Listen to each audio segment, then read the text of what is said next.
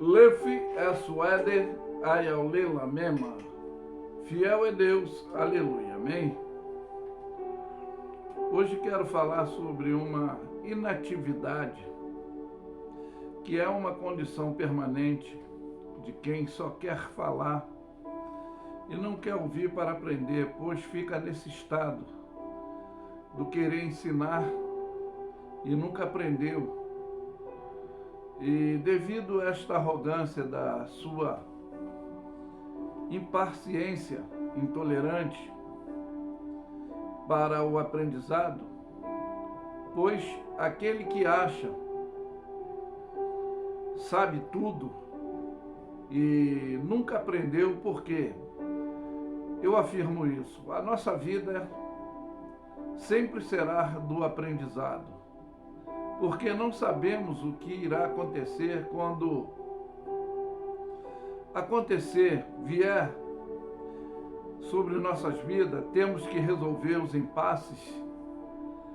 Eu sempre falo que o sábio aprende com o erro dos outros, mas o inteligente com seus próprios erros. É o que nos torna não ser mais judicialmente julgador ou condenador, pois o comportamento de criticar é o que resulta essa imperfeição, dessa falta do nosso conhecimento, não só nesse campo intelectual, ainda mais se tratando do campo espiritual. Pois hoje eu quero tomar como base bibliologicamente que judicialmente existe consequência dos nossos resultados qualitativos, que são ou poderão ser positivos ou negativos. A primeira base é o capítulo 7 de Mateus, que nos ensina, dentro dessa orientação prática e ética, não julgar para não sermos julgados, porque com o juízo com que julgarmos seremos julgados, com a medida com que tivermos medido, vos hão de nos medir a vós também, porque devemos reparar o argueiro no olho que está nos nossos irmãos ou de outras pessoas, estando a trave nos nossos próprios olhos. E a recomendação primeiro, refazer, né? Ou como dentro desse aprendizado do ensinamento, dirá ao teu irmão: deixa-me tirar o argueiro do teu olho, estando a trave no teu próprio olho. A gente reparar falibilidade nos outros é fácil. Somos doutorados nessa atitude intolerante. Então aí fala dessa arte de interpretar, que é a hipocrisia, hiproconomai. Nós devemos tirar primeiro a trave dos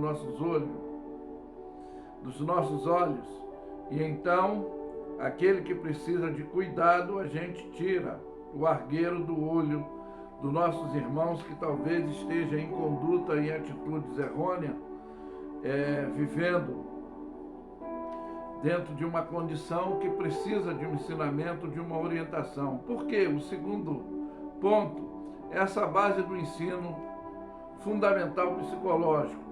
Eu vou falar aqui de Tiago 3, tá? Do versículo 13 a 18, você vai me entender por quê. Diz que quem dentre vós é sábio e inteligente, mostre pelo seu bom trato de a sua obra em mansidão, de sabedoria. Mas se tem de amargura, inveja, sentimentos facciosos, né?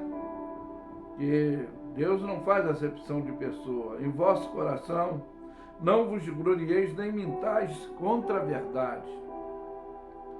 Que essa não é a sabedoria que vem do alto, mas é terrena, animal e diabólica. Porque aonde há inveja, há o espírito faccioso, aí há perturbação e toda obra perversa, porque a imperatividade da macumunação luciferiana humilha aquele que não é doutrinado pelo Espírito de Deus.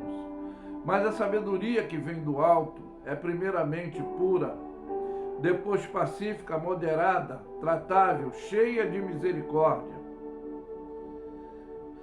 Então é de bons frutos, sem parcialidade, sem hipocrisia, essa cordialidade que é necessária, que somos fruto da justiça que semeia a paz, os que exercitam a paz. Então, nós vemos aí que é essa relatividade tranquila que devemos obter dentro desse ensinamento, do aprendizado, para não achar que podemos, que temos o direito dessa intromissão. Eu posso falar sempre da jurisprudência jurídica, de condenar, de sentenciar, de julgar. Quem somos nós? Mas a base restauradora do ensino desse aprendizado é um capítulo que todos já conhecem, que está em Eclesiastes, no capítulo 3, que é o tempo de termos a oportunidade, nem todos, mas alguns, de fazer essa reflexão e tomar a decisão. Diz que tudo vem dele, mas por quê? Tudo tem o seu tempo determinado. Há tempo para todos os propósitos debaixo do céu. Há tempo de nascer, tempo de morrer, tempo de plantar, tempo de arrancar o que se plantou. É o que estou falando desse ensino. Tempo de matar o tempo, tempo de curar, tempo de derrubar, tempo de edificar.